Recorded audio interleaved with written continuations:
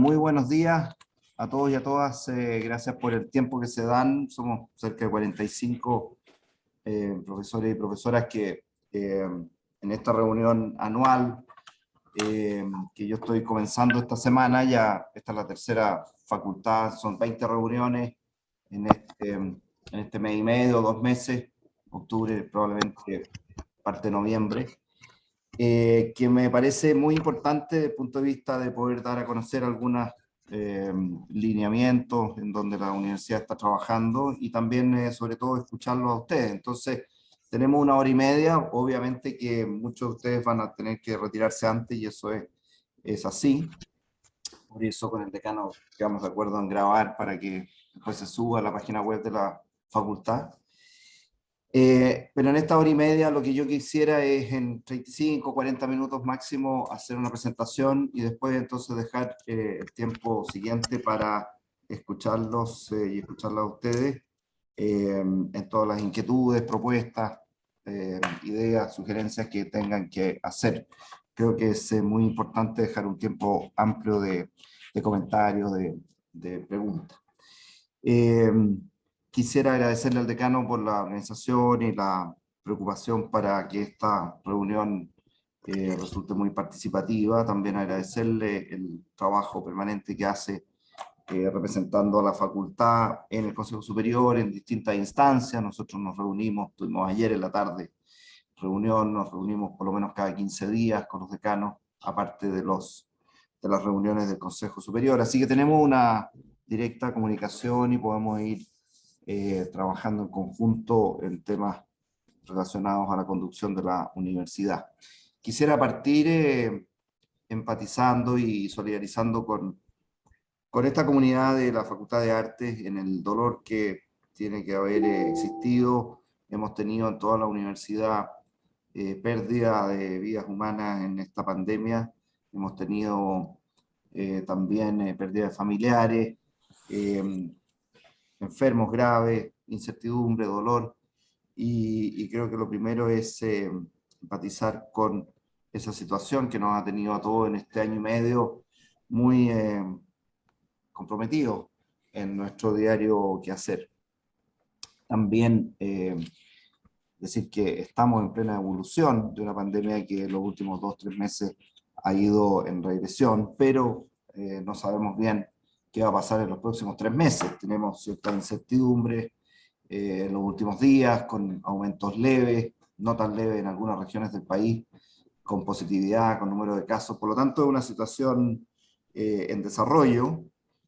Tenemos muy buenas noticias, como una campaña de vacunación implementada de muy buena forma, pero también hay incertidumbre en el sentido de variantes, en el sentido de pérdida de control de medidas sanitarias y otros aspectos que sabemos que cuando se relajan, y lo sabemos porque en muchos países ha ocurrido, cuando se relajan esas medidas comenzamos a tener rebrotes y nuevas olas. Así que en esa situación estamos hoy día, 21 de septiembre, a las 16:12 comienza la primavera. Quisiera hacer 3, 4 aspectos generales en esta presentación. El primero es repasar, no detalladamente por supuesto, qué ha significado el aporte de la universidad en esta pandemia. Nosotros hemos estado, los profesores, los directivos, los mismos estudiantes, con 2 focos principales: ver cómo aportamos a la comunidad universitaria, somos 40.000 personas, cómo nos preocupamos y cómo aportamos durante este difícil periodo que hemos vivido, y también cómo aportamos al país desde nuestra universidad. Y en ese ámbito, desde la universidad al país, creo que los aportes en investigación en todos los ámbitos han sido muy importantes, en trazabilidad, en detección viral, en evaluación del número de casos, la metodología ICOVID para saber la evolución de casos de la pandemia, dónde están, comuna por comuna. Eso ha sido muy clave.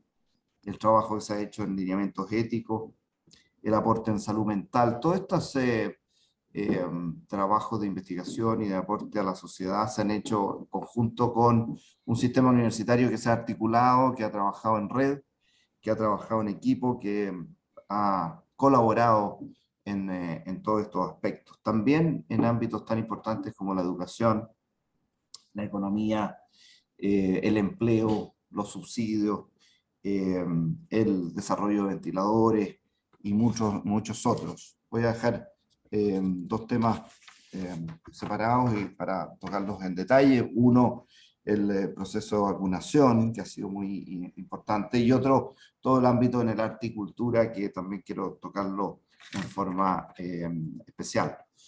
En el tema de vacunación, eh, obviamente que el sistema universitario y nuestra universidad en particular se ha destacado aportando especialmente en lo que se ha denominado los estudios de fase clínica. Se han realizado 4 en el país con distintos preparados. Nosotros hemos estado a cargo de la vacuna de Sinovac.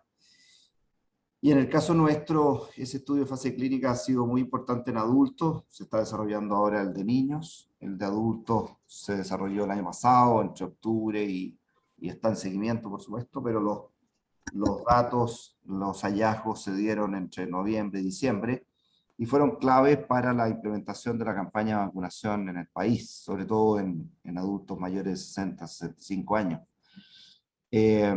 Sin esa información hubiera sido muy difícil tomar la decisión de vacunar a adultos mayores, que era precisamente, estamos hablando de noviembre y diciembre del año pasado, era el grupo que había tenido mayor hospitalización, mayor riesgo, mayor mortalidad. Por lo tanto, esos estudios de fase clínica han sido clave, han sido publicados en las mejores revistas y han dado información muy valedera, no solamente para Chile, sino para el resto del mundo. Ahora estamos haciendo eso mismo con niños entre los 3 y los 17 años. Y si bien la campaña de vacunación está abierta a partir de los 6 años, este estudio en niños nos va a permitir conocer comportamientos, efectos adversos, seguimiento, duración de la inmunidad, todos aspectos que van a ser muy claves en los próximos meses. Estas campañas de estudios clínicos, la que desarrollamos en adultos, fueron claves para la implementación del programa de vacunación, porque en el año pasado, entre febrero y marzo, antes que llegaran los casos de coronavirus, ya estábamos en contacto con el laboratorio Sinovac, y eso permitió que hubiera provisión de vacuna, a diferencia de otros países. Nosotros hemos tenido más de 22 millones de dosis de vacunas Sinovac que van a seguir llegando, y eso es lo que ha permitido, cerca del 70% de la población tiene esta vacuna, o tenemos esta vacuna, y eso es lo que ha permitido tener tasas de vacunación tan distintas comparado con otros países de Latinoamérica. Voy a decir algunas cifras internas de la universidad. El 97,5% de nuestros estudiantes tienen la vacunación completa, cerca del 98% de los profesores y personal administrativo también.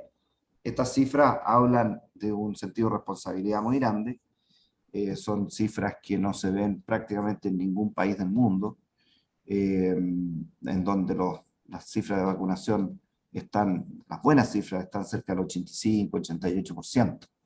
Por lo tanto, creo que ha habido una muy buena conciencia de lo que ha significado la vacunación, que es uno de los dos aspectos principales que han hecho posible que las variantes Delta, Mu y otras hayan tenido una penetrancia más lenta de lo que se podría haber pensado en los últimos meses.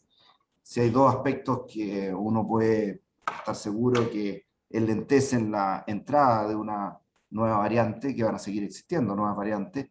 Uno es las medidas de autocuidado, medidas sanitarias, y dos es el porcentaje de población vacunada. Porque las variantes ingresan fácilmente cuando hay una mayor circulación viral y se detiene su replicación cuando la circulación viral es muy lenta. Por lo tanto, creo que estamos muy encima de ese manejo y desde la universidad hemos apoyado mucho la salud de nuestros compatriotas, de nuestros ciudadanos. Hay varios aspectos que quiero tocar aquí. Uno, nosotros estamos trabajando en investigación básica con este laboratorio. Se están instalando investigadores chinos en el campus San Joaquín, porque nuestros investigadores de ciencia biológica, medicina y química eh, están desarrollando vacunas propias, tanto para coronavirus como para otros virus respiratorios, y el trabajo conjunto con Sinovac va a ser muy importante. Dos, la planta de Sinovac ya se está instalando en la región metropolitana, que va a ser importante a futuro para Chile y para Latinoamérica en temas de vacunas. Tres, hay una planta de I+D, investigación y desarrollo, a instalarse en Antofagasta, en conjunto con la Universidad de Antofagasta y la Universidad de Chile, y que va a ser muy importante para la transferencia tecnológica en distintos tipos de vacunas. Ya mencioné lo que estamos haciendo en niños, y se está trabajando en otros dos aspectos. Primero, efectividad de dosis de refuerzo, qué significan estas dosis de refuerzo para el futuro, cómo se va a transformar la vacunación contra coronavirus en los próximos años, se va a sumar a la vacuna influenza o no, va a haber un solo preparado. Todos esos son trabajos de investigación que se están haciendo en conjunto con Sinovac. Y también el tema de las variantes. Ya hay vacunas en desarrollo para variantes latinoamericanas. Por lo tanto, lo más probable es que en el corto plazo ya no estemos hablando de una vacuna contra coronavirus, sino que vacunas regionales, vacunas que son más específicas para tipos de virus que han mutado o variantes virales en las distintas regiones del mundo. Todo eso se está desarrollando, y creo que el aporte de la ciencia, la certificación de la importancia de las universidades en el manejo de una pandemia ha quedado muy al descubierto. Me parece a mí que estas últimas encuestas que muestran que las universidades tienen el mayor reconocimiento público, tiene mucho que ver con el aporte que se ha hecho en distintos ámbitos de la pandemia a través de todo el sistema universitario. El otro ámbito desde la universidad hacia la sociedad tiene que ver con el proceso constituyente. Quiero destacar el trabajo del programa Tenemos que hablar de Chile, que se ha hecho desde la Universidad Católica en conjunto con la Universidad de Chile, y incorporando a muchas instituciones universitarias, fundaciones en el país. Nosotros comenzamos con este proyecto justo posterior al estallido social, en noviembre del año 2019. Se implementó a partir de marzo del 2020, y ya esa implementación fue virtual por razones sanitarias, y logramos tener más de 100.000 personas que participaran en encuestas, en cuestionarios, y más de 10.000 personas que participaran en conversaciones de grupo pequeño. Eso fue extraordinariamente importante para poder conocer los anhelos, los sueños, los temores, las incertidumbres de nuestra ciudadanía. Se entregó esa información al Parlamento, al gobierno, a la constituyente, y básicamente dos, tres de los principales hallazgos que quiero destacar hoy día: la constatación de que nuestro país es una sociedad muy diversa, muy variada, eh, con características muy diferentes dentro de los ciudadanos y ciudadanas que constituyen el país, y que eso, lejos de ser un problema, pasa a ser una gran oportunidad.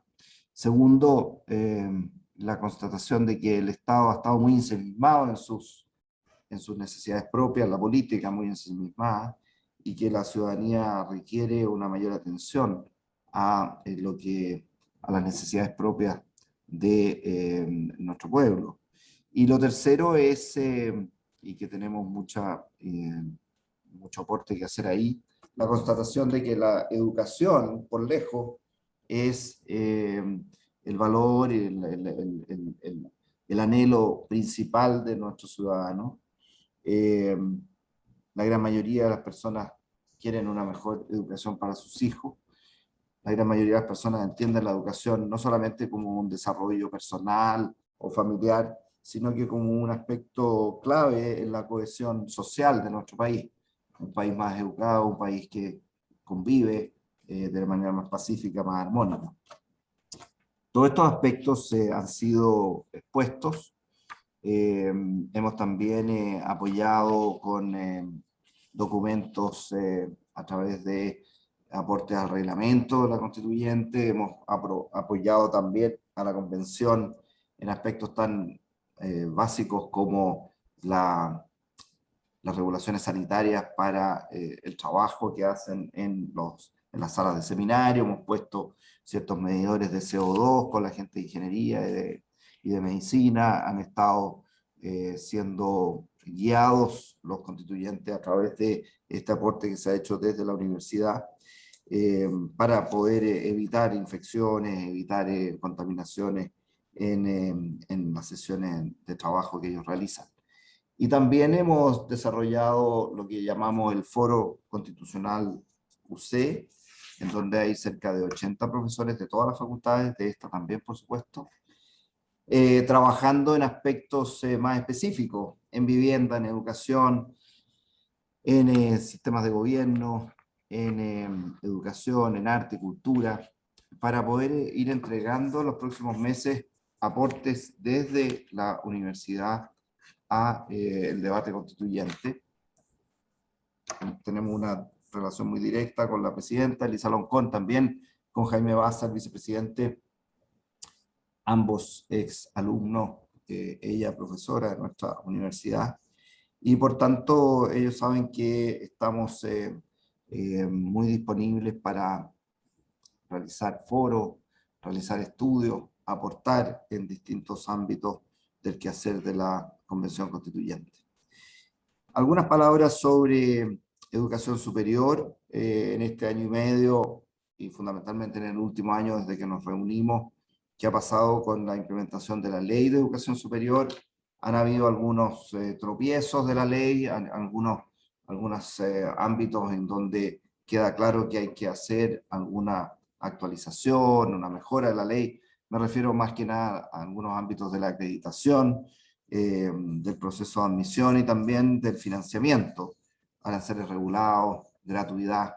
Estamos trabajando al interior del Consejo de Rectores. Creo que es primera vez que yo veo un consenso al interior del Consejo de Rectores, universidades estatales, no estatales, en donde se han ido detectando qué aspectos de la ley debiera de mejorarse. Esta es una ley que se promulgó en el 2018, por lo tanto ya lleva 3 años de implementación. Y en el camino se han visto algunos ripios, algunos baches que muchos avisoramos, pero que no se consideraron en su momento. Espero yo que probablemente en el próximo gobierno haya piso para que desde las universidades y con el apoyo del Parlamento se puedan ir corrigiendo. 2 aspectos que quiero destacar. Se promulgó la semana pasada, el 15 de septiembre, una ley de prevención de acoso y abuso sexual al interior de las instituciones de educación superior. En esta ley colaboramos mucho desde la universidad con todo el aporte y el bagaje que teníamos en los últimos 3 años en este tema. Por lo tanto, la ley está muy en la línea de lo que estamos implementando en términos de reglamento al interior de la institución.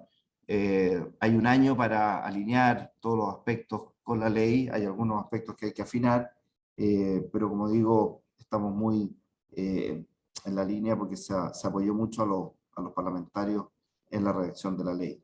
Y lo segundo es que firmamos el segundo acuerdo de producción limpia en términos de sustentabilidad. El primero lo firmamos hace 10 años, éramos 4 instituciones universitarias, este año lo firmaron más de 40, que es una actualización, que tenemos, digamos, compromisos internos en todas las universidades para avanzar en temas de sustentabilidad. A mí me alegra mucho el impacto que ha ido teniendo el tema de sustentabilidad en el mundo universitario, y creo que ahí también nuestra universidad ha ido marcando liderazgo en el ámbito. Al interior de la UC, entremos a la universidad propiamente tal y veamos cómo ha sido este último año. Ustedes bien conocen, cuando hablamos la última vez, les mostraba yo lo que tuvimos que implementar en el año 2020 en términos de apoyo a los estudiantes, conectividad, apoyo a los profesores en términos de el uso de las plataformas virtuales, apoyo a nuestros funcionarios administrativos en términos del trabajo que estaban haciendo a distancia.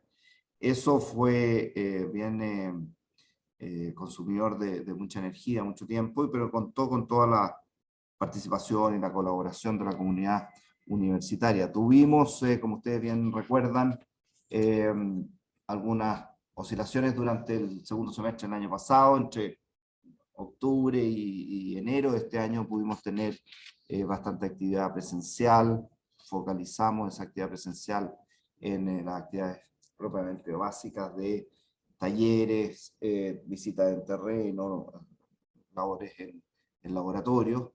Y después vino en marzo esta segunda muy fuerte ola que nos tuvo todo el primer semestre o en cuarentena en los campus o con un número de casos muy importante. Recuerden ustedes que hace 3 meses atrás teníamos cerca de 9.000 casos. Hoy día estamos en los 200, 300. Así ha sido la evolución de esta pandemia, pero 3 meses atrás teníamos gran parte de los campus cerrados por las cuarentenas. Y hemos tenido entonces retomar este tema de la presencialidad que es tan importante. Las carreras que ocurren en esta facultad son esencialmente presenciales, tienen muchas actividades en donde el trabajo en grupo, el trabajo personal, pero presencial es de extraordinaria importancia. Por lo tanto, estamos ya desde hace varios meses y con el 15 de agosto, partiendo este segundo semestre, con toda la voluntad de aumentar la presencialidad en toda la universidad. Hoy día los datos muestran que cerca del 60-62% de los estudiantes tienen actividades presenciales en este segundo semestre. Vamos a tratar de superar el 70% con algunos agregados que vamos a hacer ahora a partir de octubre, con más clases híbridas, con más presencia de estudiantes en los campus. Todos los días tenemos cerca de entre 8 y 10.000 estudiantes en total en los campus. Algunos se repiten en una semana, otros van 1 o 2 días.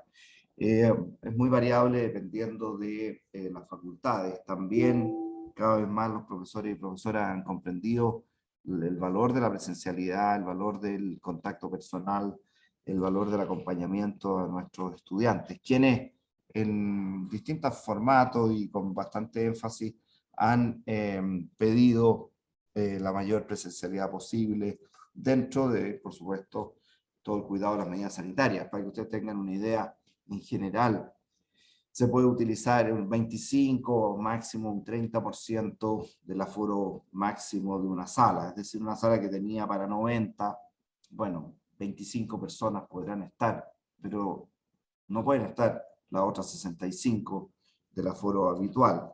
Y así sube y sigue.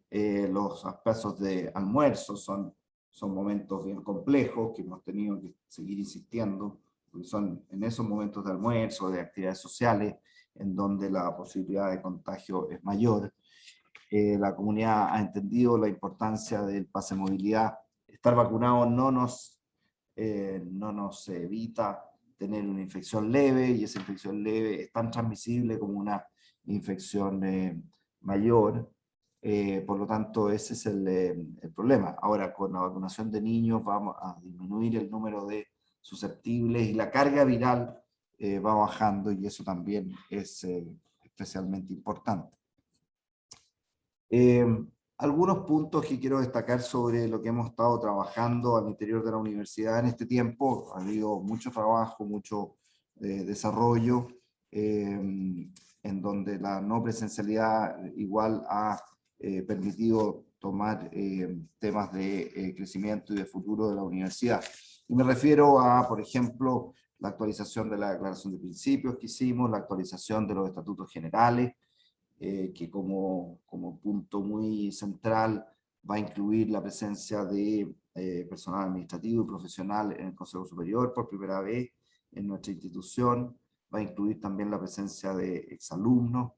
Hay un trabajo que se está haciendo muy serio con profesoras de la Facultad de Ciencias Sociales, la Escuela de Psicología, profesora Sharim, profesora Araya, en términos de retorno y salud mental, en términos de bienestar, que se está haciendo facultad por facultad. También estamos trabajando fuertemente en el tema carbono neutralidad para poder llegar a ser carbono neutral en el 2038, cuando vamos a cumplir 150 años de la universidad, muchos años antes de los compromisos que tiene el país. Estamos trabajando en eso. Y hay dos aspectos que quisiera destacar de manera especial. El programa de interculturalidad, que fue presentado recientemente, tanto en el Consejo Superior como a nivel del comité directivo. Vamos a ir presentándolo en el foro universitario. Lo que buscamos es atraer más miembros de comunidades de pueblos originarios, tanto como alumnos, como también como profesores y profesionales administrativos. Hemos hecho un catastro, queremos conversar, queremos desarrollarlos de la mejor manera y queremos que este sea un lugar muy inclusivo y muy acogedor en ese ámbito. También otro aspecto importante para mí es lo que estamos trabajando ahora en términos de éticas aplicadas. Han habido seminarios durante todo el año. Estamos trabajando para que el próximo año podamos tener un instituto transversal a lo largo de toda la universidad en éticas aplicadas por la importancia que tiene esta temática. En temas de género, creo que la Dirección de Equidad de Género ha seguido dando un aporte muy significativo al desarrollo de la universidad. Hay fondos concursables que se han ganado, hay cierto liderazgo a nivel del Consejo de Rectores que es importante destacar. Para el próximo año estamos iniciando la carrera de Administración Pública, una carrera muy anhelada desde hace mucho tiempo, que busca formar profesionales que se desempeñen en el sector público en distintos ámbitos, con fuerte conocimiento de gestión, en trabajo con el sector público, con sus distintas temáticas. Esto está al alero de la Escuela de Gobierno, forma parte de un proyecto de varios años de aporte público desde la universidad a el país. Ustedes bien saben que a partir del año pasado se inició el trabajo de la Vicerrectoría de Asuntos Internacionales, ya lleva 1 año y medio. Ha tenido muy buenos logros en términos de convenio, en términos de diálogo, por supuesto, habitualmente más bien virtual por las restricciones de viaje, en términos de internacionalización en casa, con algunos conceptos a implementar dentro de la institución. Creo que la profesora Lilian Ferrer y su equipo están imprimiéndole un cariz y una importancia muy grande a la internacionalización que se va a ir viendo los frutos en los próximos años también. Una palabra en torno al endowment. Hemos seguido trabajando para que este fondo patrimonial pueda permitir el aporte de recursos para contratación de nuevos profesores, hacer nuevos proyectos. Espero yo que en el 2022 ya podamos tener algún aporte desde los intereses de este fondo para ir mostrando la importancia en el presupuesto de la universidad que va a significar la construcción de este fondo endowment que hoy día oscila aproximadamente entre los 32, 34 millones de dólares que hemos ido construyendo los últimos 5 o 6 años con bastante esfuerzo, pero que creo que es muy importante para el futuro y la sustentabilidad de la institución en los próximos años. Arte y cultura merece un espacio especial en esta presentación. Esta presentación yo la voy a hacer en todas las facultades, no es que vaya a hablar de arte y cultura en esta facultad solamente, sino que me parece que es muy relevante lo que se ha hecho en los últimos años en conjunto en la comunidad. Hay proyectos culturales de gran relevancia que se han ido instalando. Llevamos 1 año y medio de Radio Beethoven a cargo de la universidad, ya estamos creciendo no solamente en Villarrica, sino que en la quinta región, y muy prontamente en algunas ciudades del sur, y esperamos terminar el año con un convenio con muchas universidades regionales del estado, para que Radio Beethoven llegue de Arica a Punta Arenas, fundamentalmente, en distintos horarios del día. Creo que eso Es un aporte cultural importante y estamos muy entusiasmados con poder llegar a regiones. El Centro de Extensión en Campo Oriente, donde ustedes desarrollan toda su actividad, creo que es un aporte cultural muy importante que tenemos que seguirlo potenciando con distintas actividades que hemos tenido retrasos en su utilización por las razones obvias, pero que en los próximos años se va a constituir en un polo cultural para nuestra ciudad de la mayor importancia. Tenemos grandes proyectos para ir desarrollando en este centro de extensión. Así también agradezco a la profesora Alejandra Wendel por el apoyo que nos ha dado en el proyecto de Mavi, la Fundación Mavi UC, con el cual compartimos el directorio con Alejandra. Va desarrollando en este primer semestre la implementación de el ingreso de la universidad a esta fundación. Hemos recibido la donación para formar esta fundación, tanto de las obras como de la Plaza Munato Gil, como de la infraestructura del Mavi, y por tanto creo que se agrega un aporte cultural muy macizo a la universidad, cosa que no teníamos y que permite ir integrando ámbitos del barrio Las Tarrias a Casa Central. Vamos a tener un plan de desarrollo para los próximos años de este museo, en conjunto, en donde la universidad, no solamente la Escuela de Arte, también otras escuelas e institutos van a aportar a su desarrollo. En el ámbito de la literatura, estamos trabajando ahora con la revista Libros, desde hace un año, su internacionalización. La revista Libros de Mercurio lleva 30 años, ha consagrado importantes escritores de nuestro país, de otros países, y a través de la internacionalización creo que la universidad puede colaborar de manera importante. También tenemos en carpeta trabajos que están en desarrollo, que prefiero por ahora no mencionarlos, con importantes autores nacionales. Hay fotógrafos, escritores, artistas que nos han donado su patrimonio.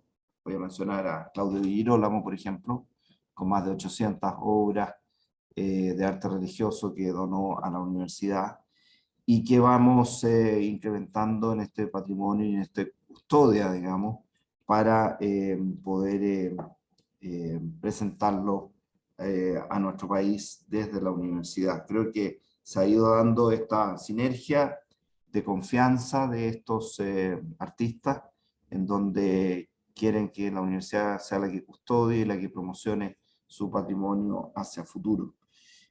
Aquí también pongo el trabajo que se está haciendo con la Fundación Conecta Mayor en términos de una mirada integral del adulto mayor en el país. Hemos estado desde hace ya más de un año aportando, integrando adultos mayores vulnerables. Ya tenemos cerca de 70.000 personas en esta red conectadas a través de dispositivos móviles, conectadas con su red de apoyo, con sus parientes, con su familia, y también realizando investigación, desarrollo de presentación de políticas públicas que puedan ir en apoyo de este grupo de la población. La Universidad Católica desde hace 30 años trabaja con adultos mayores en distintos programas educativos de investigación, y la campaña que hicimos el año pasado y la Fundación Conecta Mayor busca darle un impulso a este apoyo desde la universidad a la sociedad. Para ir finalizando los próximos 5 minutos, planes a futuro. ¿Qué pasa después de la pandemia? ¿Qué pasa cuando esto se transforme en una endemia? Es decir, con casos bajos, que estemos cuidándonos y vacunándonos cada cierto tiempo, pero realizando actividades presenciales con mayor normalidad. Creo que hay que tener una reflexión conjunta al interior de la universidad sobre varios aspectos, sobre qué aspectos de la docencia virtual se mantienen, cómo se complementa esta docencia virtual con la docencia presencial, qué aspectos del trabajo a distancia se mantiene, cómo implementamos un teletrabajo para un grupo de personas en la universidad. Estamos trabajando en algunos pilotos en términos de teletrabajo. Cuál es la interacción que se produce entre teletrabajo y trabajo presencial. ¿Cómo ha influido este aislamiento en cada uno de nosotros en términos de sentido de equipo, sentido de comunidad, solidaridad, trabajo conjunto? No cabe duda que el estar aislado a algunas personas nos puede estimular a buscar mayor interacción, a otras personas los puede retraer más de lo retraído que podían haber sido antes, y todo ese aspecto es lo que queremos evaluar en detalle con este llamado al reencuentro en pandemia y a los temas de salud mental que sabemos que son extraordinariamente importantes. También hay un llamado a evaluar el futuro de las universidades en términos del aporte que le hacen al país. Retomo el tema que decía de la valoración que han tenido las instituciones universitarias, y esa valoración tiene que manifestarse sí o sí en términos del apoyo que la ciudadanía desde el mundo estatal, desde el mundo privado le entrega. Es evidente que la capacidad de investigar de las instituciones universitarias dependen de un financiamiento externo.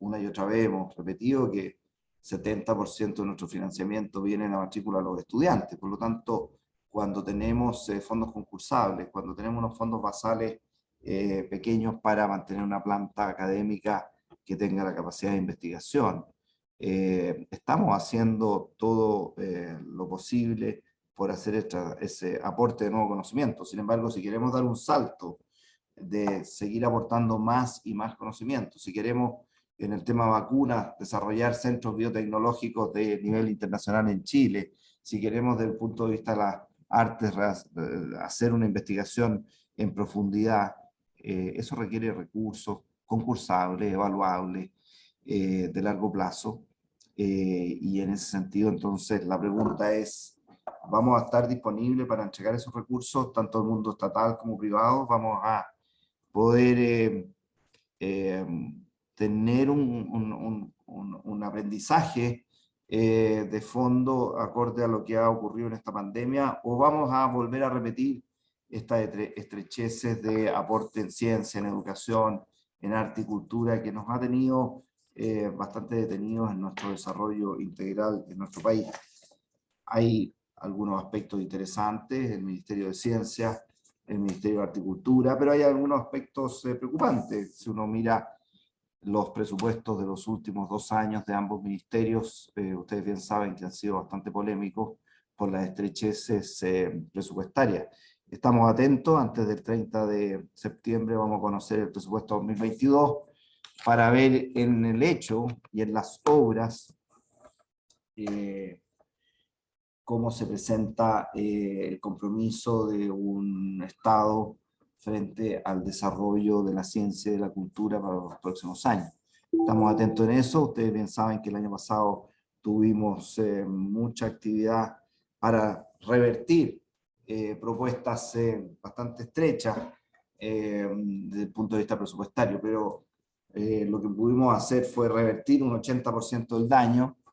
El 20% del daño quedó y hubo un 0% de incremento en estas partidas presupuestarias. Esperemos que este año sea distinto, que este año hayamos entendido, aprendido lo que requieren las instituciones universitarias, que reitero algo que siempre lo digo, lo requerimos en el entendido que tenemos que dar cuenta, en el entendido que tiene que haber un seguimiento, tiene que haber una evaluación de la eficiencia, de la productividad de esos recursos, porque son recursos que no sobran en el país, sino que son muy estrechos, y con mayor razón entonces el cuerpo académico de nuestras instituciones lo tiene que utilizar con mucho cuidado y con mucha prolijidad en términos de dar cuenta de qué es lo que están haciendo. Sin esos recursos, creo que vamos a estar en un cierto estancamiento de nuestro aporte a la sociedad,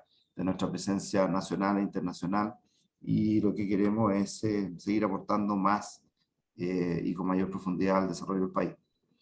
Decano, me quedo aquí para poder tener 45 minutos de diálogo. Sí, muchas gracias, rector. Hay varios profesores que se tienen que ir a las 10 porque tienen clase, entonces propongo que sean ellos los que pregunten primero, que les demos ese espacio y que escriban en el chat pido la palabra, porque tengo 3 pantallas acá, entonces si levantan la mano no los voy a ver a todos. Así que por favor, vayan pidiendo la palabra ahí en el chat. Mientras tanto, yo, rector, bueno, para quebrar el hielo, romper el hielo, eh, sin duda que los aspectos que ha tocado son realmente todos bastante relevantes, desde las iniciativas que ha tenido la universidad en la pandemia hasta los desafíos que tenemos internamente en la universidad. Pero yo quería detenerme en un aspecto que me gustaría pedirle que usted pudiera comentar, tal como lo comentó en nuestra reunión con los decanos, sobre el valor de la presencialidad de los académicos en la universidad, en el sentido de que lo vemos como un valor formativo también, el hecho de estar presente, el hecho de estar en los pasillos, de encontrarnos entre nosotros, de encontrarnos con los estudiantes. Incluso usted ahí dijo, nosotros no somos una universidad presencial, fue bien categórico y ojalá pudiera repetir lo mismo, le voy a poner play en ese sentido. Y lo otro es que esto ya es más bien una cuestión a ver cómo lo ve usted, porque en la última encuesta CEP, las instituciones más valoradas por la opinión pública son las universidades. Es bien impresionante eso. Yo creo que se debe precisamente a las iniciativas que usted nombró, pero sin embargo nos hemos encontrado un poco que en la Convención Constituyente a las universidades se les ve como un espacio de élite. Entonces ahí hay una cuestión bien contradictoria y que a veces es difícil o sea, podemos entender por qué se da, pero ¿cómo ve usted ese fenómeno? Mientras los compañeros aquí, colegas, piden la palabra, quizás podríamos partir con eso, rector, si le parece. Sí, por supuesto. Y ahí parece que Morín pidió si Sí. alguien tiene que retirarse y deja plantear una pregunta, Morín la hace como estamos grabando, se puede ver después. Pero tomo las dos preguntas del decano agradeciéndole porque son dos temas muy macizos y después tomamos otras preguntas. A ver, el valor de la presencialidad. Yo agradezco la pregunta porque me parece que es clave. Nosotros podemos entregar conocimiento a través de estas plataformas o podemos formar a través de la presencialidad. Yo creo que esa es la clave.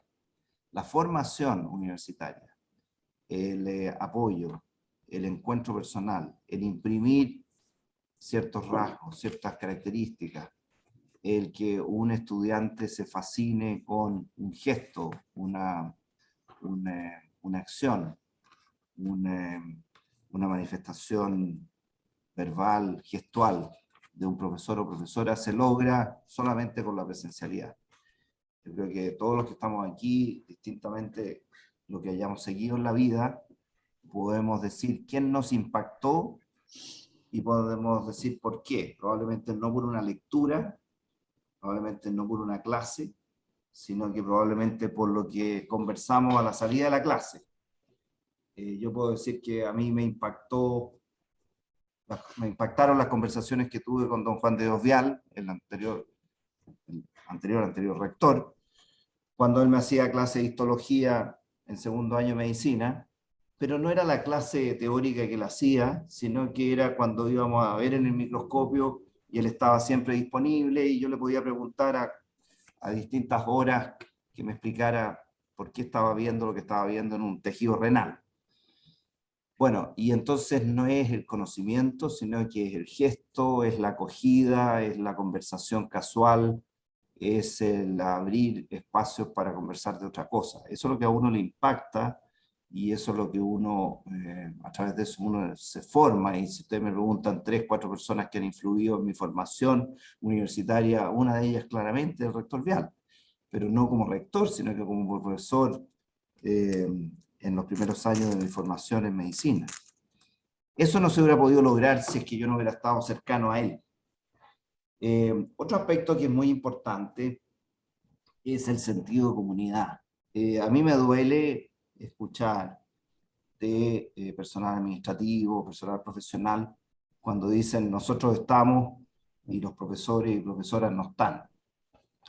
Eso es muy doloroso porque uno quiere tener una comunidad inclusiva, participativa, con igualdad de condiciones, y entonces todos entendemos que hay horarios protegidos, hay horarios de trabajo en la casa, hay horarios en donde uno estudia, escribe libros, publicaciones, composiciones en distintos horarios, y que nosotros no tenemos horarios administrativos, ¿no es cierto? Ni prepandemia, ni intrapandemia, ni pospandemia.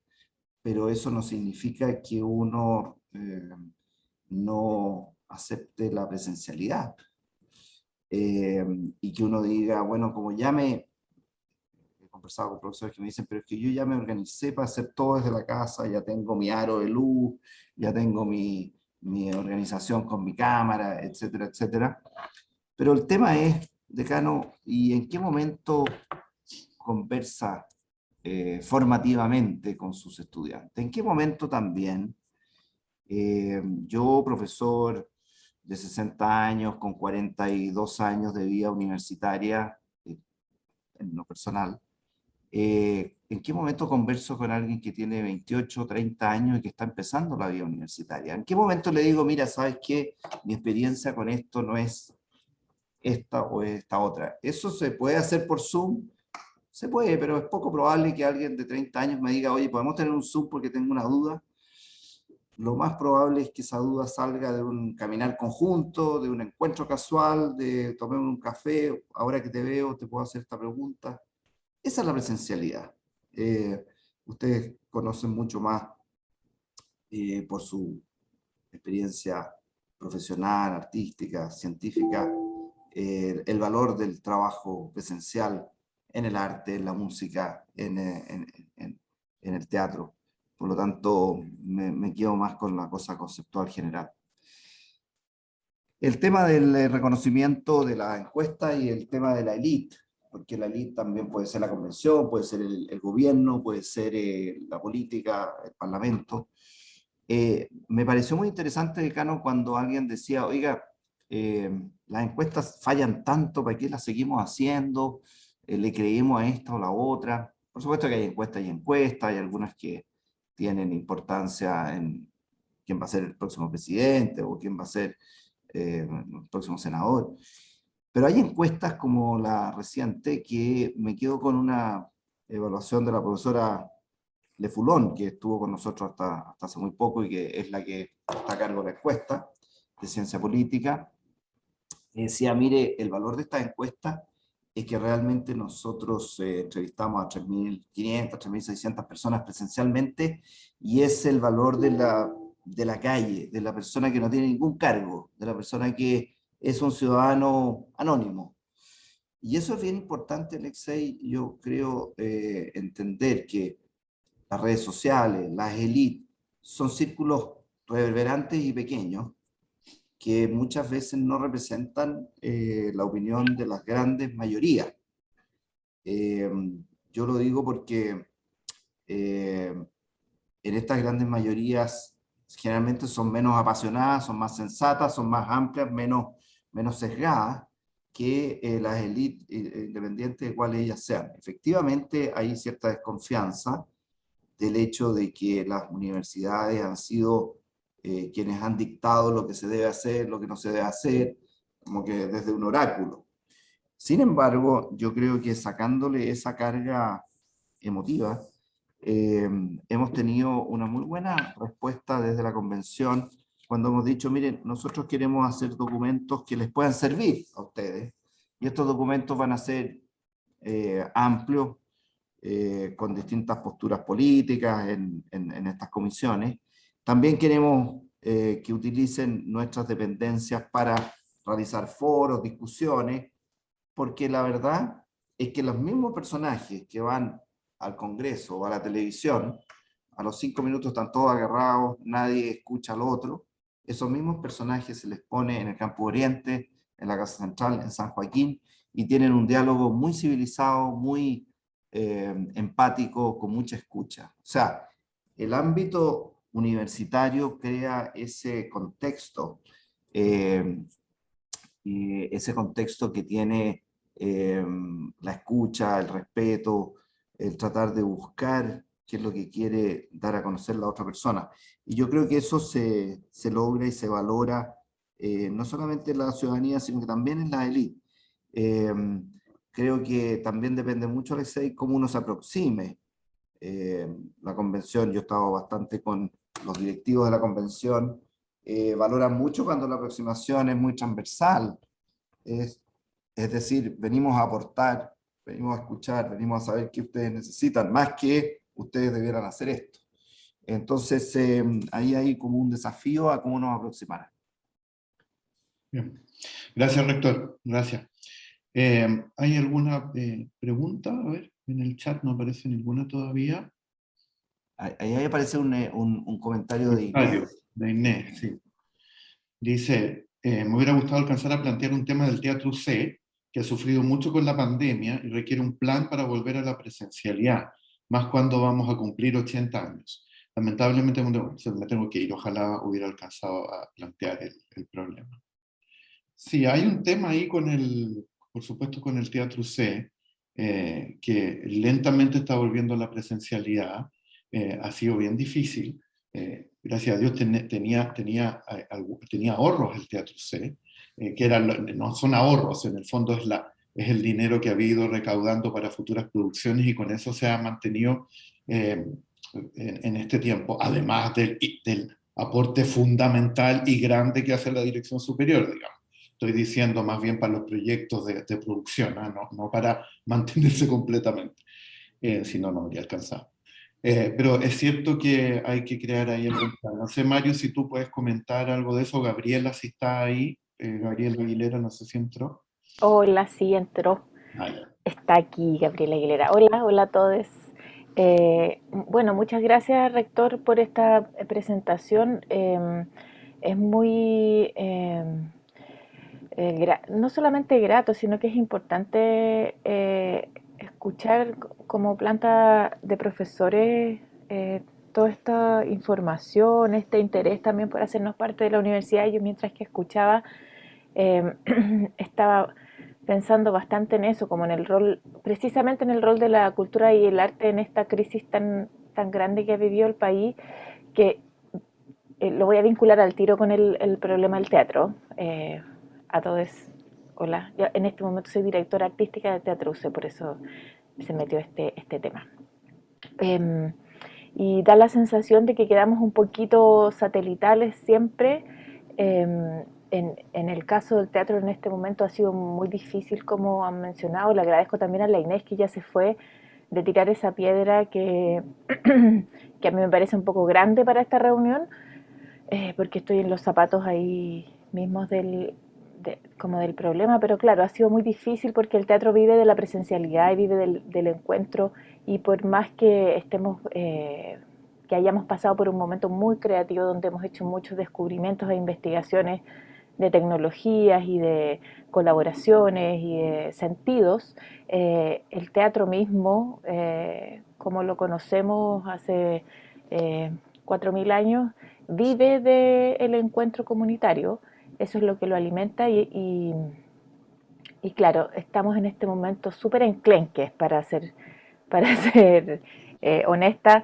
Estamos en un territorio muy frágil porque ha sido un año y medio de pérdida de un mecanismo que es frágil de por sí. Entonces, bueno, es la situación básicamente, por supuesto que se remite a lo material, a la dificultad de sostener una actividad cultural que no tiene cómo sustentarse. Lo que decía el decano Alexei, el teatro recibe un aporte enorme que no tiene probablemente, a lo mejor GAM tiene un aporte parecido, digamos, como de sostener un equipo técnico, pero GAM tiene una dimensión diferente y es nacional. Eh, pero nuestras producciones artísticas se ven mermadas por esta falta de asistencia de público, entonces nos cuesta proyectar, y como decía la Inés, claro, nos cuesta proyectar la celebración de los 80 años. Eh, Voy a tomarme del texto del párrafo que escribió la Inés, que dijo, me encantaría que pudiéramos conversar acerca de ese tema en algún momento. A mí me parece que esta es la ocasión como para lanzar el tema, pero no me parece que sea el momento para discutirlo, conversarlo en profundidad. Eh, Les agradezco eh, la valentía de tirarlo en este momento, porque en mi vida es un temazo que me dejan sin dormir en las noches. Eh, No sé, Mario, por favor. Sí, durante este tiempo el Teatro C ha, ha ampliado, por así decirlo, todo su marco de operación en elementos o en cosas que de una u otra forma estaban enunciadas en las direcciones anteriores. Han hecho procesos de investigación, han hecho podcasts, han trabajado con las comunidades, han postulado a fondos de ese tipo. Entonces, de una u otra forma, ha ampliado, por así decirlo, su espacio de creación a muchos otros. Pero el gran tema que tenemos y la gran deuda, y yo creo que la conversación que va a venir es cómo volvemos al escenario, ¿no? Cómo volvemos a lo presencial y cómo podemos financiar ese proyecto artístico que era como el, por así decir, el alma del teatro, ¿no? Que en este instante es el que está más complejo de producirse, ¿no? Pero, pero nada, es una conversación.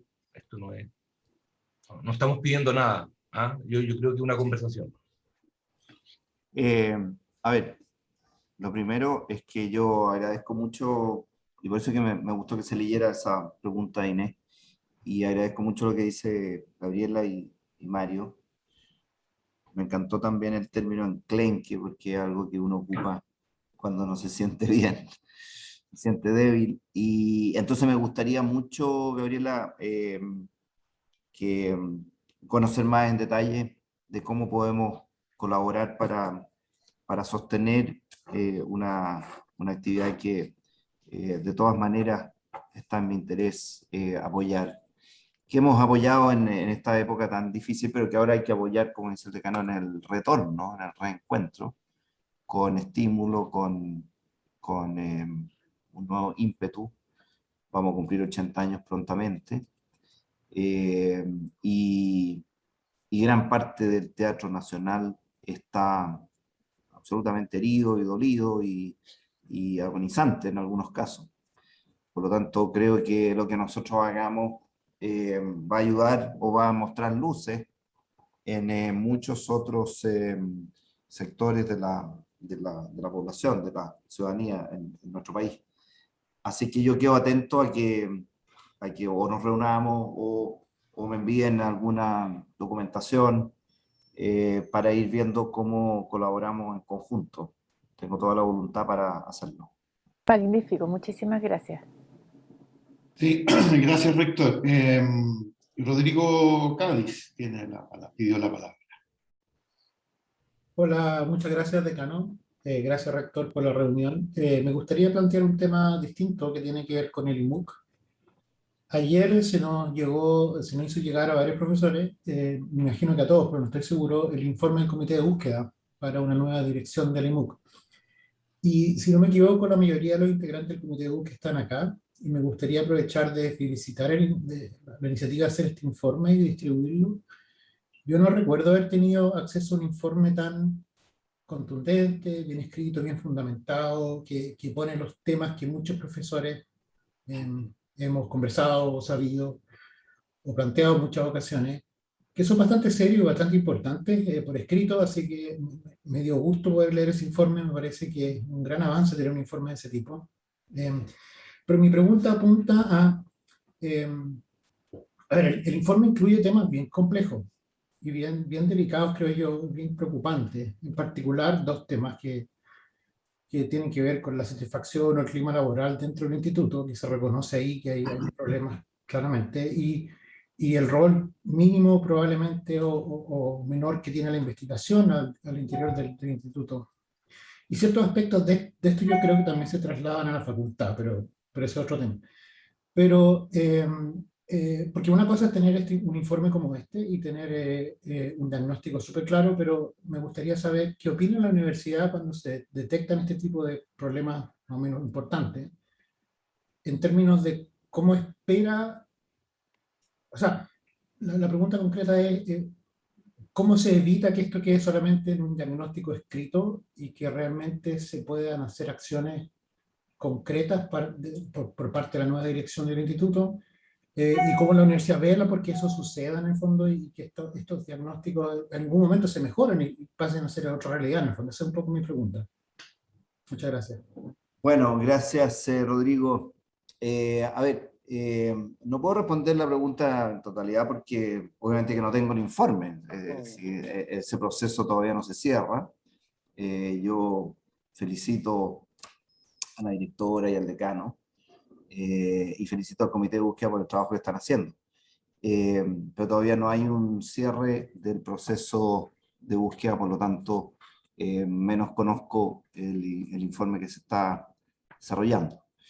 Ahora, todo comité de búsqueda para decano, para director, directora, redacta un informe y ha sido mi voluntad desde hace ya muchos años que ese informe se conozca en la comunidad. Hasta hace muchos años atrás los informes eran muy reservados.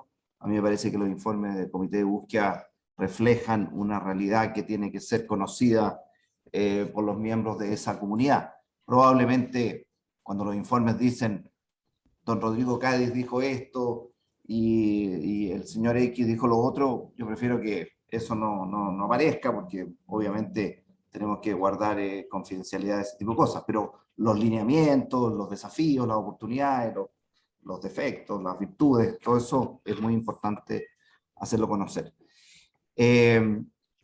Cuando se elige un decano, yo siempre tengo una reunión, analizamos el comité de búsqueda. Cuando se elige un director, yo le pido a los decanos que analicen con ese director o directora ese comité de búsqueda, lo que dice, y que tomemos nota muy importante de cuáles son los desafíos.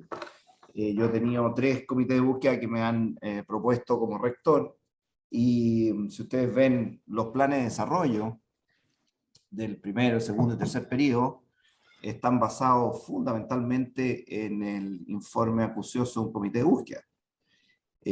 Sería una locura que un rector, un decano, un director desoyera lo que está diciendo un comité de búsqueda. Por eso yo pienso que de manera, eso es mi pensamiento, muchos de ustedes podrán tener otro y yo lo respeto, pero pienso que el formato de comité de búsqueda en la elección de autoridades universitarias es extraordinariamente positivo y democrático en el sentido de que aquí no hay campaña, no hay convencimiento de vote por mí, sino que hay surgimiento de propuestas y quién puede representar mejor el sentir de una comunidad, quién puede desarrollar un plan de trabajo, por supuesto con todas las improntas propias de la persona que va a conducir ese proyecto, pero que tiene lineamientos que surgen de la comunidad que sería muy insensato no escuchar. Ahora, en ese sentido, creo que el diálogo con el decano, el director, directora, cada una de las escuelas e institutos, va formando a la luz del plan de desarrollo de la universidad los lineamientos que tenemos que ir avanzando. Así que muy atento a conocer esos lineamientos, Rodrigo. Le voy a enviar el informe rector para que esté al tanto. Sí, es difícil contestar la pregunta del profesor Cádiz cuando usted no ha estado presente, porque en este caso no hay representante del rector, hay representante del rector en el caso de decano. Entonces, el decano. Claro, ahí el rector está muy al tanto de lo que ocurre, porque es constantemente informado por el representante, pero en este caso no es así, así que voy a hacerle llegar el informe.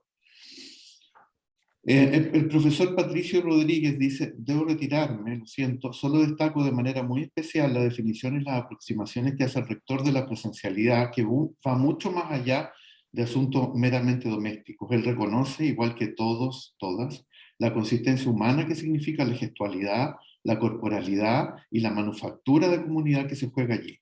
Sin embargo, ese destacado entra en más de una oportunidad en discordia con la competencia y las exigencias de indexación y todo ese aparato universitario de ranking que paradójicamente desbarata algo de esa otra dimensión universitaria. Ese es un comentario. Sí, yo encuentro muy interesante lo que dice Patricio, ¿no?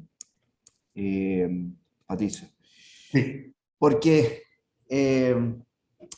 siempre sale este aspecto, no solamente en nuestra universidad, sale Harvard, sale en todas las universidades del mundo, cómo se balancean los requisitos académicos, cómo esos requisitos académicos afectan un sentido de comunidad. Recuerden ustedes que un rector de Harvard escribió un libro que se llama La Universidad sin Alma, básicamente por la locura de estar preocupado de los rankings y de ganarle al MIT y de ganarle a Oxford todos los años. Entonces, cada uno tiene sus propias obsesiones y en Harvard entonces esa era la obsesión. Yo creo que nosotros tenemos que mirar con sensatez y con madurez los rankings. Siempre he dicho, no hay ningún ranking que yo conozca que puntualice o dé puntos por tener la puerta abierta para recibir estudiantes. No hay ningún ranking que yo conozca que muestre cuántos puntos tengo yo si soy un profesor maduro, por hacer una mentoría a un profesor o profesora que está ingresando a la universidad. Y esos dos aspectos son lo que definen una universidad. El sentido de comunidad, el trabajo en equipo, el trabajar en conjunto. Una universidad es una institución intergeneracional, donde hay gente de 17 años y donde hay gente de más de 80 años.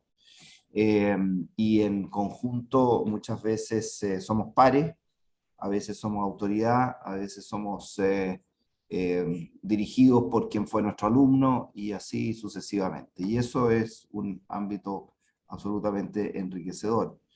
Entonces, yo creo que lo hemos dicho una y otra vez a las comisiones de calificación, a las comisiones de promoción, qué cosas pedir, qué cosas hacer frente o poner de relieve. Voy a poner un ejemplo. Cuando un profesor titular asciende a profesor titular, yo siempre les digo, ustedes son profesores titulares de esta universidad, no son profesores titulares del sistema universitario galáctico, nacional, regional, no, de esta universidad. Por lo tanto, hay obligaciones, hay compromisos para en conjunto sacar adelante este proyecto universitario. Y muchas veces eso requiere tiempo, requiere estar en una comisión, y a lo mejor al estar en una comisión hay un paper menos o hay alguna actividad menos que se hace para nuestro currículum. Pero hay un servicio universitario que si no lo hacemos con generosidad, no lo podríamos hacer. Todos conocemos personas que están siempre disponibles y que es rol del decano no pedirle tantas cosas, porque al estar siempre disponible muchas veces daña su desarrollo académico. Y también todos conocemos personas que nunca tienen tiempo para nada. Y al no tener tiempo para nada, en el fondo lo que están haciendo es construir su propio currículum, construir su propia carrera académica, sin tener un sentido de cuerpo, un sentido de equipo. Yo creo que lo que dice Patricio apunta a ese hecho. ¿Cómo balancear mi productividad personal con mi aporte a un grupo de instituto, de escuela, de universidad?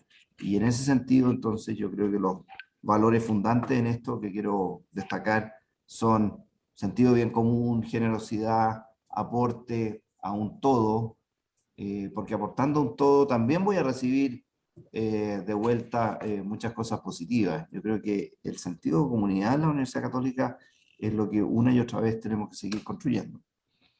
Decano. De acuerdo, rector. Luis Prato, nuestro ex decano.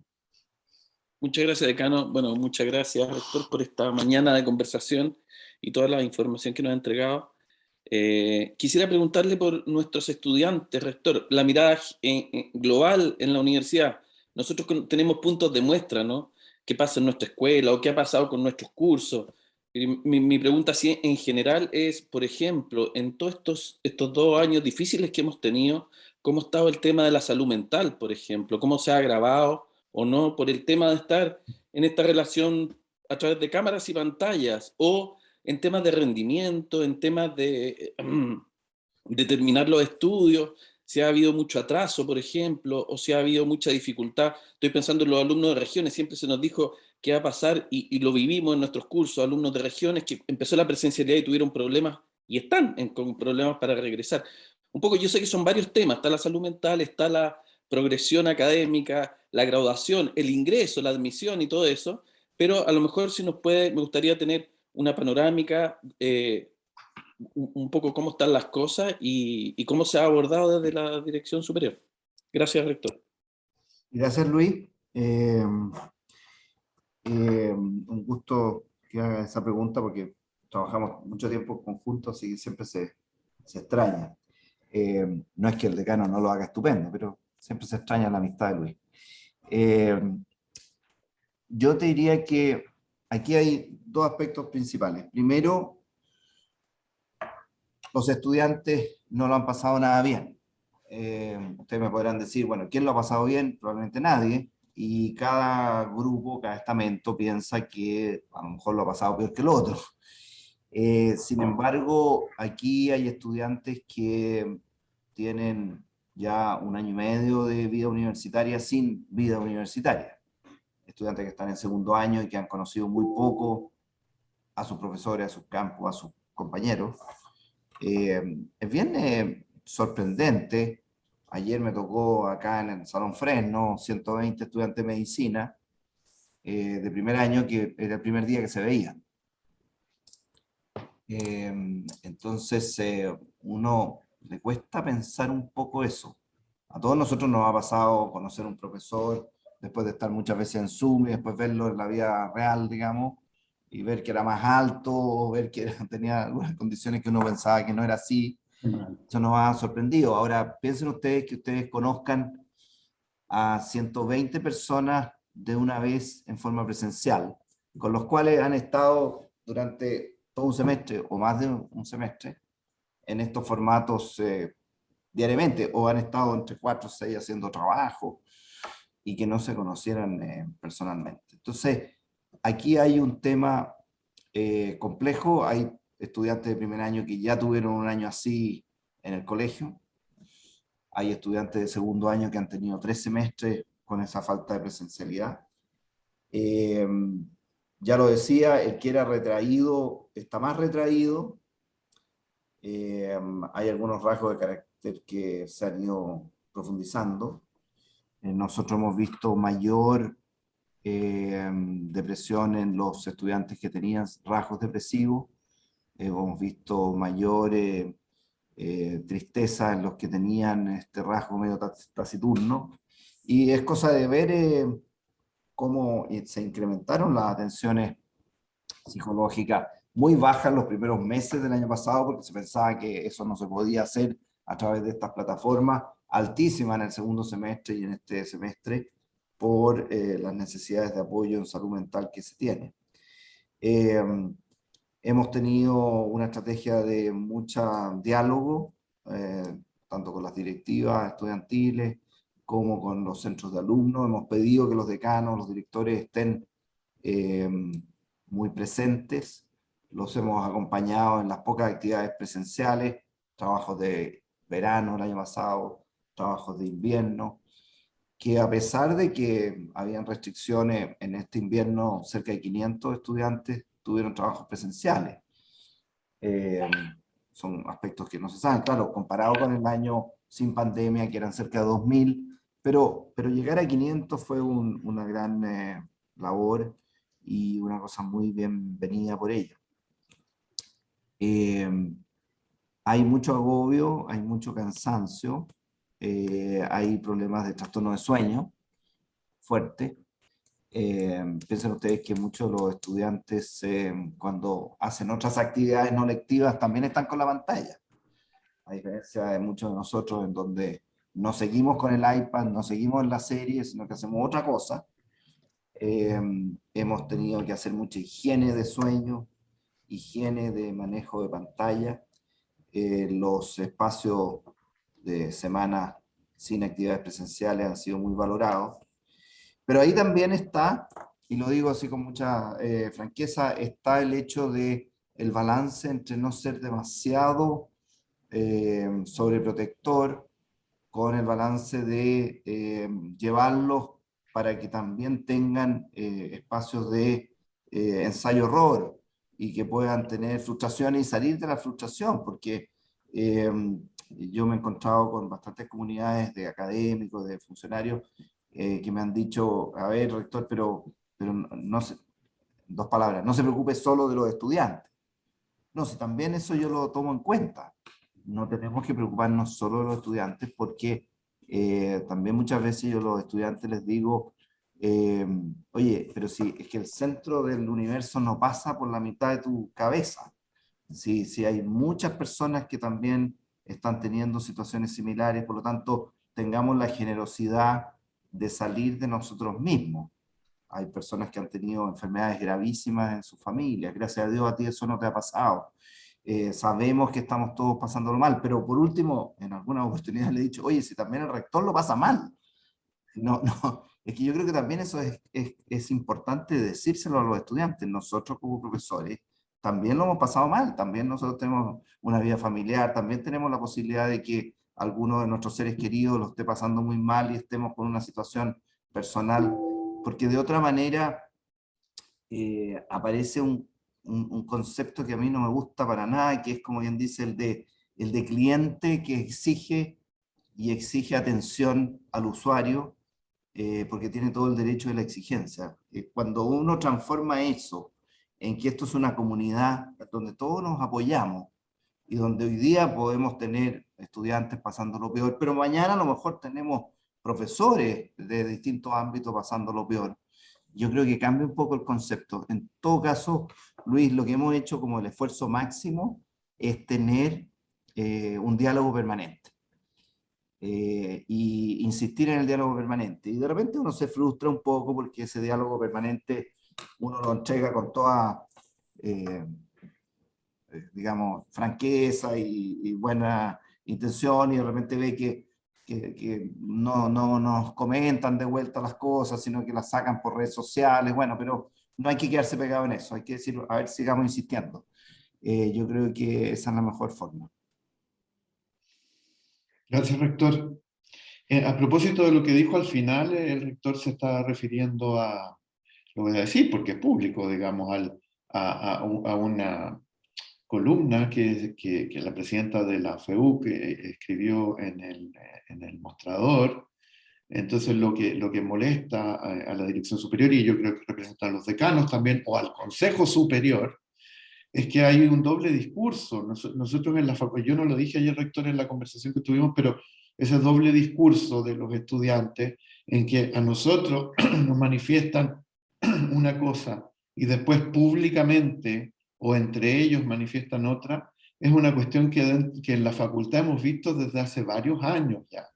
Yo diría que 4 o 5 años, Luis Prato también ahí está sintiendo, y varios de los directores o quienes han estado en la gestión y que les ha tocado tratar directamente con estudiantes cuando hacemos nuestras reuniones con ellos, llegamos a acuerdos y después cuando salen de acá cambian el discurso, incluso muchas veces hay una tergiversación de lo que hemos conversado. Yo creo que es una cuestión bien sintomática de algo que está ocurriendo hoy y que muchas veces también puede influir en la política o en las formas que tenemos de relacionarnos, y eso a mí me parece que también es bien preocupante. Disculpe, rector, que me tomara solo de esa última parte de todo lo que dijo, pero quería manifestar también mi adhesión en ese sentido, y una preocupación que yo creo que tenemos que tener también en la formación, ¿no? En términos de cómo ayudamos a que no haya un doble discurso y dobles acciones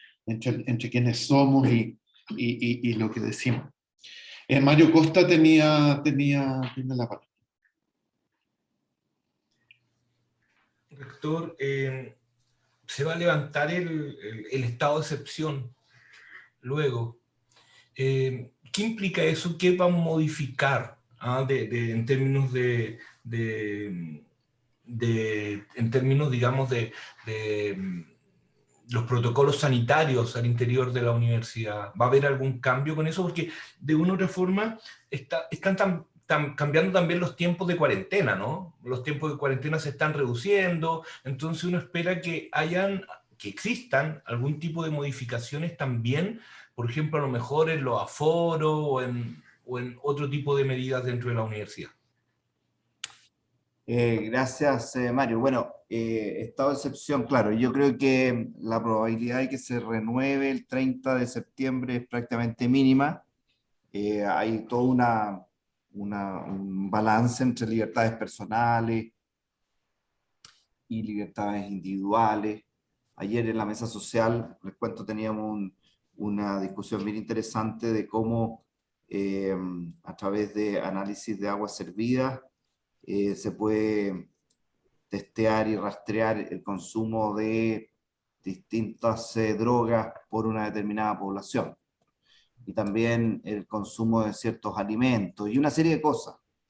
Y entonces habían algunos salubristas que estaban como muy enloquecidos felizmente con el asunto.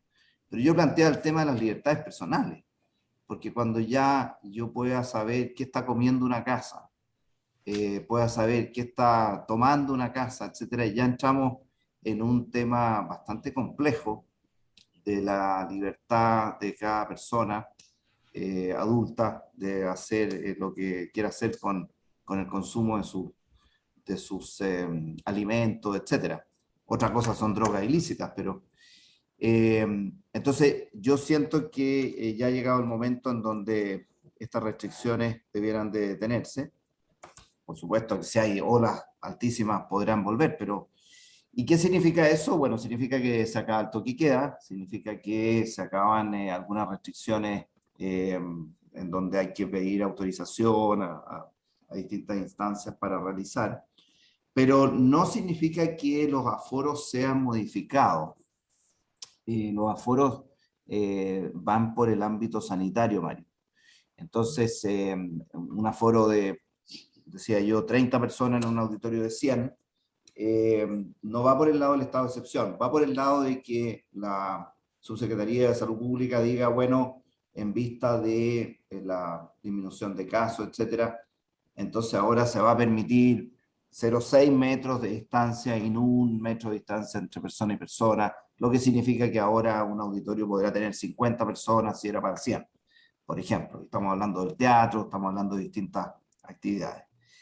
Yo espero que durante octubre eso se vaya dando. Nosotros estamos abriendo algunas cosas de frontera y probablemente los aforos van a ir aumentando a lo mejor a un 50%. Eso es lo que pensamos. En este momento, Gabriela, el teatro, si se abre con un 25% de aforo. No, se abre como con un 50%. Es que los teatros tienen un sistema de distancia, Ya, entonces estamos como con un 50% de ya, aforo, un poquito menos, 45, una cosa así. ya. Entonces, es posible que lleguemos a un 60, 65 en un teatro en los próximos meses. Va a ser difícil que antes del verano lleguemos a terminar con aforos limitados. Porque también tenemos que entender que si nosotros hacemos un análisis del hemisferio norte, ¿qué es lo que ha pasado? En el hemisferio norte pasa que después de una mejoría en primavera y verano, los crecimientos se dan en inicios de otoño. O sea, si nosotros extrapolamos, nosotros tenemos que tener mucho cuidado con marzo, abril y mayo del próximo año. Es cierto que vamos a tener ciertos picos por el tema del 18 de septiembre, por la variante Delta y todo lo más, pero lo más probable es que en este verano tengamos cierta tranquilidad y lo que tenemos que sí tener claro es que el riesgo viene el próximo año en marzo, abril. Para evitar ese riesgo, el tema de la vacunación, la vacunación en niños y el refuerzo, que puede quebrar la curva. En Israel no se quebró esa curva, pero en Israel teníamos un 60% de población vacunada, no el 90 y tanto. Entonces, podemos ir conociendo ciertos parámetros como para evitar nuevas olas grandes. Pero, en resumen, Mario, yo siento que lo principal va a ser el tema del toque de queda y de las libertades de movimiento, interregional, etc. El tema de los aforos va a ir por otro lado.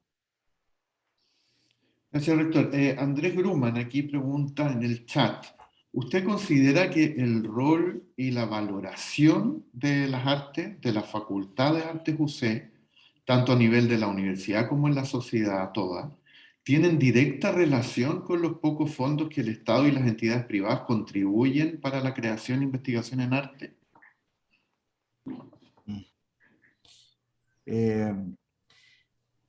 A ver, hablemos de país y después hablamos de universidad. A nivel de país, yo creo que no se valora suficientemente ni el arte, ni la cultura, ni la ciencia. Y si uno sigue la norma de donde tengo mi tesoro, donde tengo mi corazón, pongo mi tesoro, entonces uno tendría que decir que para cada uno de nosotros, nosotros invertimos nuestros recursos donde consideramos que es valioso, no los votamos. Y si a nosotros nos gusta la música, invertiremos en música, y si nos gusta el teatro, iremos al teatro, y etcétera, etcétera. El país yo creo que está en deuda con respecto a la ciencia, con respecto a la cultura, con respecto al arte. No sé cuál más, cuál menos, ahí hay una competencia siempre de recursos, pero estamos al debe. Y entonces por eso siento yo que es indignante, y ocupo esa palabra sabiendo que estamos grabando, es indignante cuando uno ve corrupción, es indignante cuando uno ve robo de recursos públicos, porque se le está robando a distintos ámbitos, no solamente a los campamentos que podríamos tener en una casa, no solamente a los hospitales, que podríamos tener mejor sistema de salud, sino que también al arte, a la cultura, al desarrollo. Y todos los robos que hemos visto y acusaciones que hemos visto a nivel comunal no dejan más que a uno indignado con situaciones de ese tipo. Pienso que a nivel de la universidad siempre podemos hacer más. Estamos buscando recursos y estamos tratando de fortalecer, el decano lo ha dicho, hay importantes aportes al teatro, a la cultura. El desarrollo del Centro de Extensión Oriente ha tenido 2/3, más o menos, de aportes externos, 1/3 de aportes de la universidad. Son importantes recursos, estamos muy contentos con haberlos puesto. Sabemos que hay muchos más desafíos, pero también sabemos que hay muchísimos desafíos en muchísimas otras áreas, y que cuando uno hace un presupuesto universitario, entra a competir las becas a los estudiantes, el apoyo a la inclusión, a estudiantes con necesidades educativas especiales, al teatro UC, al arte, a la cultura. Entonces, esto es un balance bastante fino que tenemos que hacer. Yo siento que hemos puesto importantes recursos y que hemos puesto al arte y la cultura en un centro importante en la universidad. Reitero, siempre se puede hacer más, y por eso estas conversaciones son importantes. A propósito de eso, rector, antes de pasar hay un comentario de la profesora Mariela Hurtado, pero a propósito de eso, ¿cómo usted ve realmente, usted junto con el prorector Donoso, tienen bastante más contactos que nosotros con el mundo privado, digamos, las empresas? Lo digo por las cátedras que se están creando en la universidad, que son, no me recuerdo el nombre específico, usted me lo va a decir, que son financiadas por empresas, que es un concepto anglosajón, pero que está llegando acá y de a poquito ha ido creciendo bastante. Y a nosotros nos va muy bien tratando de buscar auspicio. Yo lo he conversado varias veces, pero usted podría quizá atreverse a hacer un análisis crítico aquí, siendo que está grabado y además somos 43. ¿Cómo ve eso? Por último, díganos cómo lo ve, qué es lo que piensa, qué es lo que han podido ver. A lo mejor usted ha tenido algunas conversaciones con algunos de estos actores privados y la Claro. relación con las artes. Claro, sí, el decano se refiere a lo que hemos denominado cátedra endowment, que en el fondo es buscar recursos para fundamentalmente la contratación de un profesor o profesora en continuidad.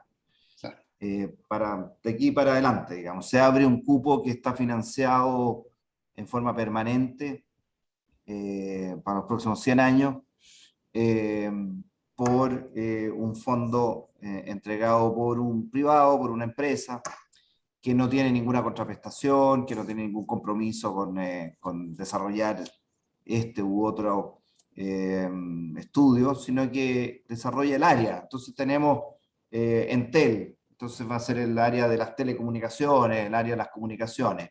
Tenemos MPC, que va a ser el área de la sustentabilidad, no el área de la utilización de la madera, sino que la sustentabilidad. Tenemos también una minera, que va a hablar sobre sustentabilidad en minería. Y estamos viendo 2 o 3 más.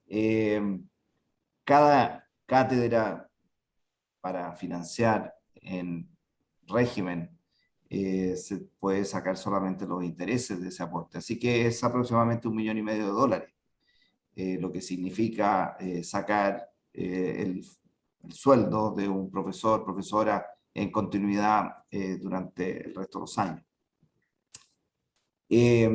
Por supuesto que es más difícil en el ámbito de aquí que en la Facultad de Ingeniería o en la Facultad de Economía, no cabe duda que es más difícil.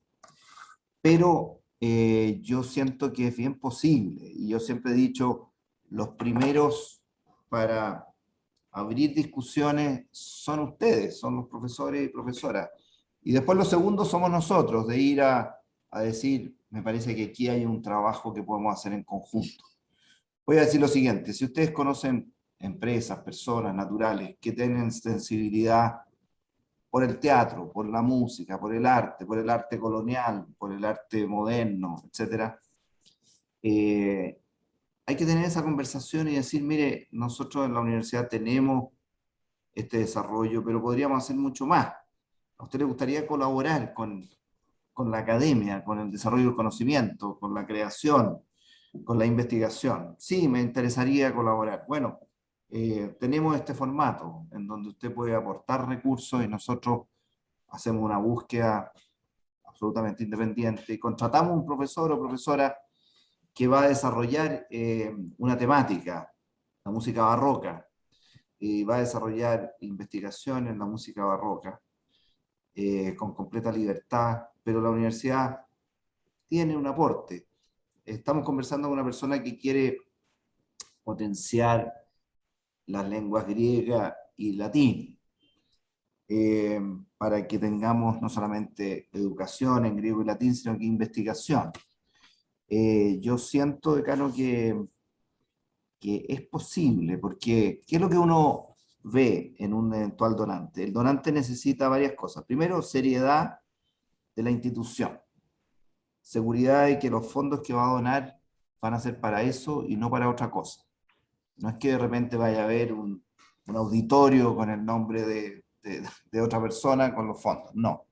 Aquí el fondo se da para esto y hay seriedad y rigurosidad que es para esto. Alguien podrá decir, no, es que yo no puedo dar esos fondos, podría dar media beca. Bueno, podemos juntar 2 medias becas y hacer una beca total. Eso es el tema del endowment. Ahora, también, por supuesto, alguien podrá donar para un auditorio, alguien podrá donar para un instrumento. Hemos tenido tantas donaciones generosas en nuestra historia que vamos a seguir en ese camino. Si no fuera por las donaciones de esta universidad, nosotros no tendríamos el Campus San Joaquín, no tendríamos la casa central que tenemos. Todo esto ha sido parte de donaciones en la historia nuestra. A nosotros nos donaron el terreno de la casa central, ¿Ustedes piensan que hoy día sería posible para alguna institución adquirirlo? Entonces, creo que lo que podemos nosotros, y lo digo muy convencidamente, lo que nosotros podemos sí, es decir, mire, la donación suya aquí se va a cuidar bien. Y aquí se va a hacer lo que el donante entregó, no se va a mezclar con las becas estudiantiles, no se va a mezclar. Si usted quiere donar para becas, eso va a ser para becas. Cuando nosotros llevamos profesores de otras universidades del país a nuestros campus, varias veces esos profesores decanos me dicen, no, pero es que la Católica tiene plata. Yo le digo, no, si no es que tengamos plata, es que la cuidamos y la invertimos bien, que es distinto que tener plata. Yo puedo tener plata y malgastarla y en 20 años no tener nada, o yo puedo año a año cuidar los recursos y desarrollar los campus y cuidarlos y tener un manejo austero y serio de los recursos. Yo creo que eso es lo que hacemos. No solamente en estos últimos 10, 15, 20 años, sino que a lo largo de la historia de la institución. Estamos medio en hora. Sí, cerremos con el comentario de la María La Luz, por rector. Dice, Ya, muchas perfecto. gracias, rector, por el estupendo informe que nos ha entregado, en especial por el modo activo en que nuestra universidad se ha involucrado, aportado y propuesto concretamente en las áreas más importantes de la vida nacional y universitaria, hoy remecida por tantas crisis y demandas vitales. Saludos a todos y a todas. Me parece un buen cierre. Muchas gracias, rector. Yo agradezco esos comentarios, agradezco la participación. Somos 41, con el decano no sabíamos si íbamos a tener que salir a invitar, porque no hubo ninguna galleta, decano, ¿no? No, usted no invitó así. No, nada, no, ni galletita, nada. Fuimos 65 en total, así que estuvo muy bien. Llegamos a 65. Fue un agrado para mí, siempre uno aprende mucho, logra censar un poco las inquietudes que ustedes tienen. Así que les agradezco mucho y les agradezco el apoyo permanente que nos entregan como dirección superior. Muchas gracias. Gracias a usted, que esté muy bien. Gracias a todos por venir.